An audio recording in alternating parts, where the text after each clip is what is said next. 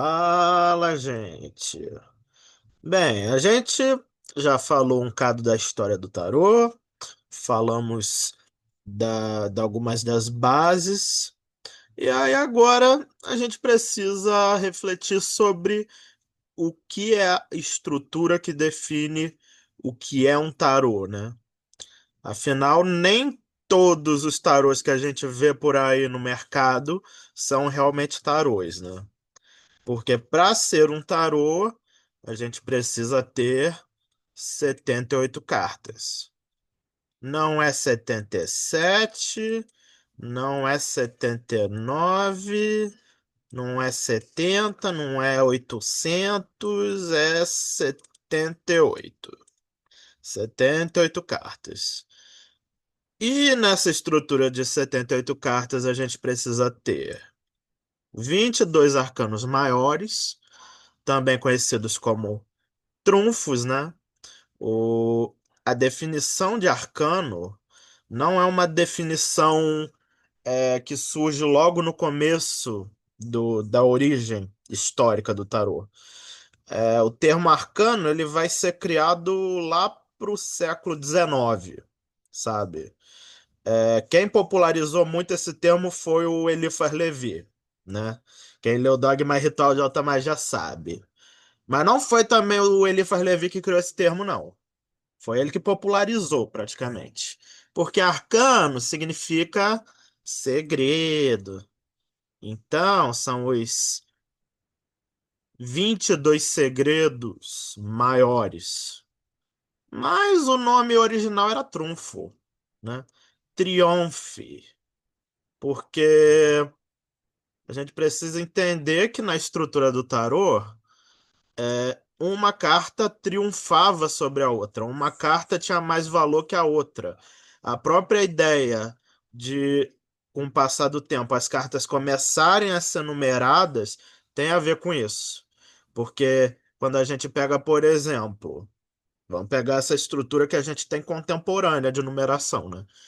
Porque tem cartas no tarô que já foram várias numerações diferentes. Nem sempre, por exemplo, a temperança foi 14.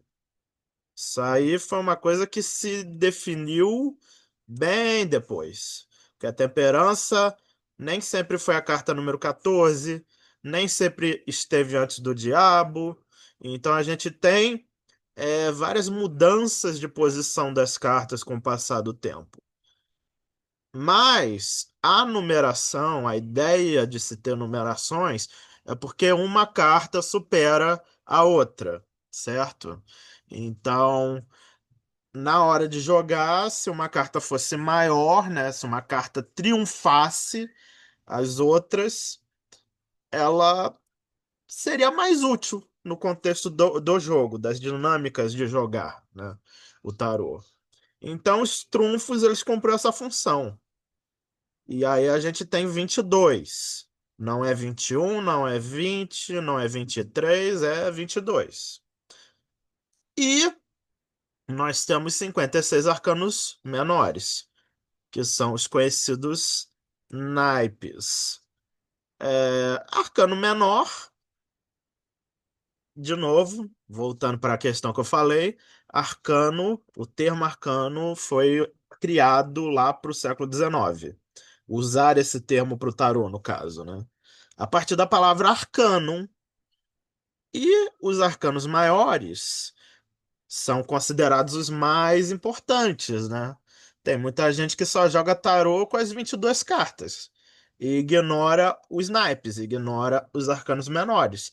Fala, ah, não, é tudo desenhado, estranho, tudo abstrato, muito difícil de entender, bababá, coisa e tal, aquele drama. Aí o pessoal fala, ah, não, vou jogar só com os 22, ignora esses aqui, ignora esses malucos, né?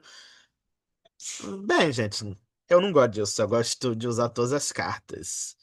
E eu considero os arcanos menores muito importantes. Não digo que na hora de jogar eles vão ser mais importantes que os maiores, né? Mas eles são importantes, eles agregam, entendeu? Então a gente tem 56 arcanos menores, que são divididos em quatro. naipes, certo? E nós temos dentro desses naipes, né? Vou até voltar aqui o slide anterior. A gente tem quatro naipes, né? E esses quatro naipes, se a gente divide 56 cartas por quatro, vai dar 14. 14 cartas por naipe, certo? Então, qual é a estrutura dos arcanos menores? São quatro figuras da corte: rei, rainha, cavaleiro, pajem, barra valete, barra princesa, o que vocês preferirem, né? É, E nós temos 10 cartas numeradas. Numerado duais, né? Que também pode ser considerado um, até o 10. As 2, 3, 4, 5, 6, 7, 8, 9, 10. Essa é a estrutura dos arcanos menores. 14 cartas por naipe, que totalizando dá 56 cartas. E aí a gente tem a divisão de figuras da corte, figuras da realeza, né? A gente precisa entender que o tarô, tendo uma origem histórica associada com a cultura da Renascença e com a cultura medieval, a gente vai ter figuras da corte, a gente vai ter figuras da realeza. O rei, que é o, abre aspas, bambambam, bam, bam. A rainha, que é a consorte do rei. Cavaleiro, que vai cumprir as missões, vai nas guerras, vai lutar pelo reino. E o valete, né? Que é o pau mandado. Pau mandado. Ai. E nós temos os naipes. Temos quatro naipes. Cada naipe é associado a um elemento da natureza. Dependendo dos autores, a gente vai ter divergências, né? No tipo de elemento que representa cada naipe. Mas, como eu trabalho mais na escola inglesa, a gente vai focar, nas associações da escola inglesa, entendeu? Se você quiser focar em outros tipos de associação, aí você vai ter que pesquisar, entendeu? Ah, eu quero seguir a escola francesa. Ah, então tu vai ter que ver lá, que vai ter autor que vai falar que paus é terra. Vai ter autor que vai falar que paus é ar. Vai ter autor, tá arriscado. Tá arriscado ter autor que vai falar que paus é água, né? Vai vendo. Mas eu sou escola inglesa. Naipe de paus é o naipe do fogo. É o naipe associado ao espírito. Copas é o naipe associado à água. É literalmente uma taça, né? Eu acho que seria minimamente estranho, né? Se não fosse associado à água e tal, né? Espadas é associado ao ar, é associado ao intelecto. Copas é associado às emoções. E ouros é associado à terra, é associado à matéria. Então a gente tem o espírito, a energia da vida, da vontade, da determinação. A gente tem copas, que é a energia das emoções, dos desejos, da volúpia. Temos espadas, que é uma energia intelectual, mental, racional, analítica. E temos ouros, que é material, concreto, é, vamos dizer assim, além de ser material, é materialista, né? Porque tem esse valorizar das coisas que têm concretude, das coisas tangíveis, das coisas que a gente pode ver, que a gente pode sentir usando os nossos sentidos, né? É um naipe praticamente contra-intuitivo, né? Enquanto o Paus é um naipe mais intuitivo, né?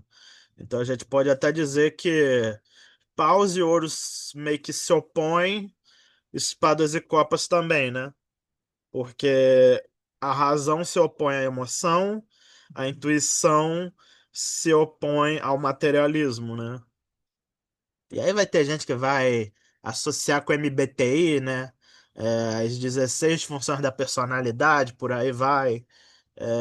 São coisas que, se vocês quiserem, vocês podem pesquisar. É, só tô comentando mesmo porque eu acho que vai ter quem se interesse de fazer esse tipo de associações e alusões, né? Pois bem. E aqui eu quero mostrar uma coisa que é o seguinte: qual é a diferença básica dos arcanos maiores para os arcanos menores? É que quando a gente tem os arcanos menores, a gente vê que cada um sendo associado a um elemento e sendo associado a determinadas questões, né? Determinados atributos específicos, né? Acaba que cada arcano menor fica muito limitado ao seu atributo, né? Todas as cartas de paus vão falar de questões de determinação, vontade, espírito. Cartas de copa vão falar de desejos, de emoções, sentimentos. Espadas vão falar de razão, intelecto, análise. Ouros vai falar de materialidade, dinheiro, concretude. E fica nisso, entendeu? Cada naipe vai ter funções muito específicas. Você pode até usar os naipes para responder questões que não concernem, né? Por exemplo, perguntar de vida amorosa e sair carta do naipe de espadas. A gente vai interpretar essas cartas conforme a pergunta. Mas a questão é, o naipe de espadas vai pegar uma pergunta romântica e vai botar no prisma intelectual, no prisma de conflito, no prisma de frieza, de análise, daquela coisa bem cortante, né? Enquanto uma pergunta de finanças que sai só a carta do naipe de copas, a gente vai estar vendo questão financeira, mas vai ser sob um prisma emocional, sentimental, romântico, entendeu? Então é como se você analisasse um tema, mas dentro da área de um tema completamente diferente da questão que você está analisando, né? Sabe? É você querer cavar terra usando um garfo, sabe? O garfo, em tese, não deveria cumprir essa função, mas você pode cavucar terra com garfo, né? Sabe? Então é meio que essa lógica. E cada arcano menor tem essa questão. A partir do momento que eles estão no naipe, eles estão cumprindo a função daquele naipe. Mesmo que as perguntas possam ser sobre qualquer coisa, as cartas de um determinado naipe vão cumprir a função principal daquele naipe, sabe? Horus não vai falar com uma temática sentimental, sabe? Vai falar com temática material. Mesmo que a pergunta seja sentimental, as questões sentimentais vão ficar num prisma material. E aí, essa é a grande diferença dos arcanos menores para os maiores. Porque enquanto os arcanos menores eles ficam presos, né, nessas delimitações dos naipes, os arcanos maiores eles trabalham em todas as áreas da vida, em todas as esferas, né? Então, os arcanos maiores, eles vão lidar com questões espirituais, vão lidar com questões materiais, questões intelectuais, questões sentimentais, tudo vai estar dentro dos arcanos maiores. Enquanto os arcanos menores não, eles são divididos, eles têm funções específicas, né? Enquanto os arcanos maiores são um macrocosmo, né? Eles cumprem uma função completa. E os arcanos menores são um microcosmo, compõem uma função restrita. E aí eu gosto de fazer essa comparação do pentagrama com os arcanos menores e os arcanos maiores, porque se a gente pegar o pentagrama e comparar, a gente vai perceber, por exemplo, olha a carta do mundo. Ela tem um touro aqui no canto inferior esquerdo, ou seja, o canto inferior esquerdo tem um touro, o touro é associado ao elemento da terra, da mesma forma no pentagrama. O leão. que está no inferior direito, é associado ao fogo, ou seja, também está na mesma posição do pentagrama. E o pentagrama, ele representa os elementos. Os elementos da natureza e o elemento que está para além da natureza material, que é o espírito, o éter, ou seja lá como você quiser chamar, né? E aí a gente tem aqui, ó, no canto superior direito, a gente tem uma águia, que é associada ao signo de Escorpião, que é associado ao elemento da água, e a gente tem aqui um anjo que é, um anjo associado ao elemento do ar, né? Associado ao signo de Aquário. A gente vê no próprio arcano do mundo os quatro elementos e cada elemento também sendo associado a um signo fixo, né? E quando a gente pega mesmo o pentagrama, né, esse símbolo que representa a natureza, a gente vê que tá tudo certinho. E em cima, aqui no topo do pentagrama, a gente tem o espírito. Quem representa o espírito é o próprio centro aqui do arcano. Quem representa a quintessência, né? Então, os arcanos maiores, eles cumprem esse papel do espírito. O espírito engloba os outros elementos, né? Mas cada elemento por si só é separado e tem funções específicas. O espírito é uma, vamos dizer assim, função aglutinadora do resto, né? Da mesma forma, os arcanos maiores eles cumprem uma função de agregar todos os elementos da natureza em si, todas as áreas, todas as funcionalidades, enquanto os arcanos menores eles vão estar aliados a uma determinada função específica. É isso, gente. Eu gosto dessa associação com o pentagrama. Ah, e eu tenho certeza que vai ter alguém que vai chegar e falar: Ah, eu sou telemita. Para mim, a águia e o anjo são elementos diferentes, porque o Crowley falou disso, tal, coisa e tal. Bem, gente, aí é com você, né? Eu tô falando, vamos dizer assim, a base anterior ao Crowley, né? Sabe? Mas eu sei que tem essa mudança de associação que ele faz, né? Mas aqui pro contexto do tarô não importa, né? Não importa. Se você usar tarô de Tote, talvez importe, né? Sabe como é. Pois bem, deixa eu ver aqui. Pagar esse monte de desenho que eu botei. Outra coisa que eu quero falar é que geralmente alguns autores consideram que na divisão dos arcanos maiores e menores, as figuras da corte são como um meio termo, né? As figuras da corte têm algumas características que fazem parecer que são arcanos maiores, né? Afinal, são figuras, né? Não é simplesmente símbolos figurativos, né? Símbolos abstratuzões, não, não são. São figuras mesmo, figuras, mas ao mesmo tempo são associados aos arcanos menores porque cada figura vai estar com o seu naipe específico na mão. Então é como se, para alguns autores, as figuras da corte fossem um meio termo. Tem qualidades semelhantes com arcanos maiores e tem qualidades semelhantes com arcanos menores. Mas é aquilo, gente.